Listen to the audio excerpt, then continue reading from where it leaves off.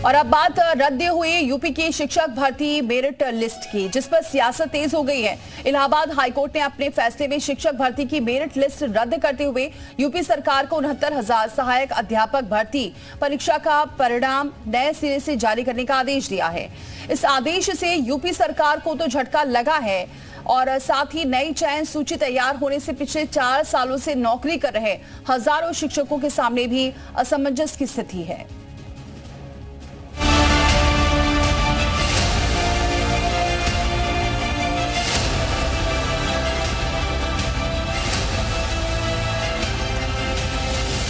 UP में शिक्षक भर्ती परीक्षा की मेरिट लिस्ट रद्द होने से 69,000 शिक्षकों को बड़ा झटका लगा है।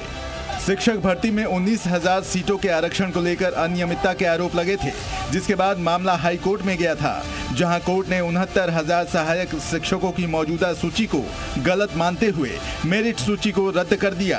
साथ ही कोर्ट ने उत्तर प्रदेश सरकार को 3 महीने के अंदर नई मेरिट लिस्ट तैयार करने का आदेश भी दिया, जिसमें आरक्षण के नियमों और बेसिक शिक्षा नियमावली के तहत लिस्ट तैयार करने को कहा गया है।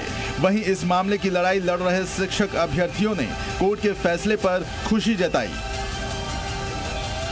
इस मामले में खास करके जो आरक्षित वर्ग के लोग थे, जो हम लोग थे, उनको एक बड़ी राहत हाईकोर्ट के फैसले से मिली है, क्योंकि हम लोग पिछले 6 साल से लगातार, आपने भी कितनी बार कवर किया, सड़कों पे हम लोग 640 दिन लगातार अनवरत यहाँ पे संघर्ष करते रहे।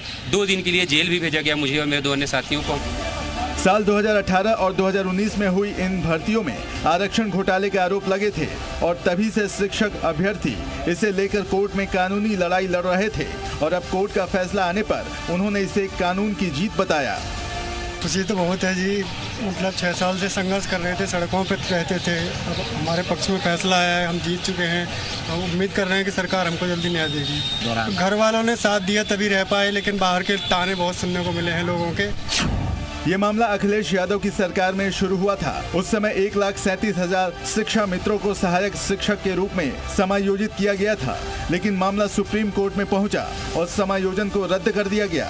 इसके बाद सुप्रीम कोर्ट ने 1,37,000 पदों पर योगी सरकार को भर्ती का आदेश दिया, जिस पर 2018 में पहले 68,500 पदों के लिए वैकेंसी निकाली और फिर दूसरे चरण की 69,000 सहायक शिक्षकों की भर्ती हुई, जिस पर आरक्षण के नियमों की अनदेखी का आरोप लगा।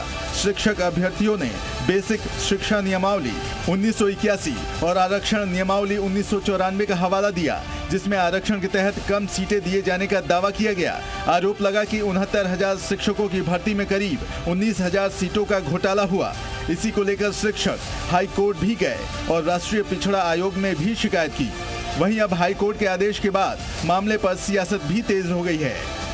ये लड़ाई बहुत लंबी लड़ी है और जहाँ मैं कोर्ट का धन्यवाद देता हूँ। कोर्ट ने संज्ञान लिया, कोर्ट का धन्यवाद देते हैं। वहीं सरकार को भी अधिकारों को नहीं छीनना चाहिए। जो अधिकार संविधान से मिले हैं, उन अधिकारों को सरकार न छीने। अच्छी बात है कि हाईकोर्ट के इंटरवेंस की वजह से अब ये भर्तियां फिर से होंगी और जिसको हक, सम्मान और अधिकार मिलना चाहिए, जो संविधान के माध्यम से, हमें पूरी उम्मीद है कि इस बार इतने लोगों पे डंडे और लाठियां बरसाई गई, तो ये सभी उन सभी की जीत है और ये पूरे प्रदेश की भी जीत है। मामले पर मायावती ने भी कहा कि यूपी में 2019 में चयनित 69,000 शिक्षक अभ्यर्थियों की चयन सूची को रद्द करके 3 महीने के अंदर नई सूची बनाने के हाई कोर्ट के फैसले से साबित होता है कि सरकार ने अपना काम निष्पक्षता और ईमानदारी से नहीं किया। इस मामले में खासकर आरक्षण वर्ग के पीड़ितों को न्याय मिलना सुनिश्चित हो। इस बीच बीजेपी ने हाई कोर्ट के फैसले का स्वागत किया। डिप्टी सीएम केशव प्रसाद मौर्य ने कहा कि शिक्षकों की भर्ती में कोर्ट का फैसला सामाजिक न्याय की दिशा में स्वागत योग्य कदम है। सरकार ने सबको आश्वस्त किया है कि किसी जो बच्चे के, किसी युवा के भविष्य के साथ कोई खिलवाड़ नहीं होगा और सभी को, जो लोग हैं, उसको आरक्षण देते हुए सबको सेवा में सरकार रखेगी। अब हाई कोर्ट के आदेश से यूपी सरकार को तो झटका लगा ही है, साथ ही नई चयन सूची तैयार होने से पिछले 4 सालों से नौकरी कर रहे हजारों शिक्षकों के सामने भी बड़ा संकट खड़ा हो गया है। विशाल रघुवंशी, जी मीडिया, लखनऊ।